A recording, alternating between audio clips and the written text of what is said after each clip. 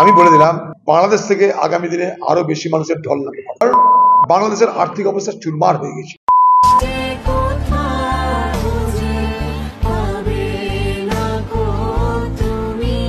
বাংলাদেশে সরকার বদলের পরও পরিস্থিতি যেন কিছুতেই শান্ত হচ্ছে না, দিকে দিকে বাড়ছে বিক্ষোভ।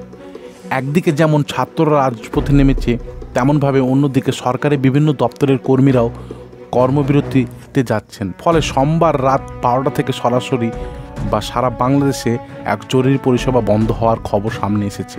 জানা গিয়েছে মূল বেতনের সঙ্গে রানিং অ্যালাউন্স যোগ করে পেনশন প্রদান ও অন্যান্য সুবিধা দেওয়ার বিষয়ে জটিলতা বাড়ার কারণে ক্ষেপে উঠেছে বাংলাদেশ রেলওয়ে। এতে যোগ দিয়েছেন রানিং স্টাফ ও শ্রমিক কর্মচারীরা।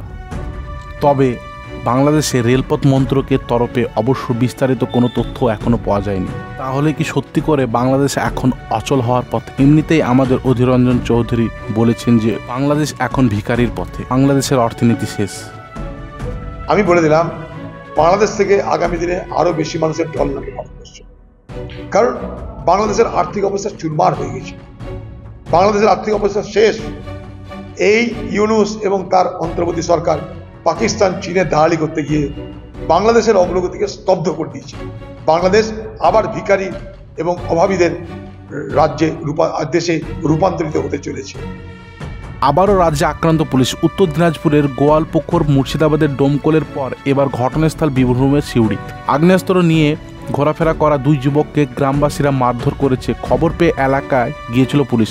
ওই দুই যুবককে ধরে থানায় আনতে গিয়ে বাধে বিপত্তি। গ্রামবাসীরাই উল্টে চড়াও হয় পুলিশের উপর। থানার আইসির কলার ধরে টানাটানি করার অভিযোগ উঠেছে। বেশ কয়েকজন পুলিশ কর্মীকে মারধর পর্যন্ত করেছে। পরে বিশাল পুলিশ বাহিনী গিয়ে পরিস্থিতি সামাল দেয়।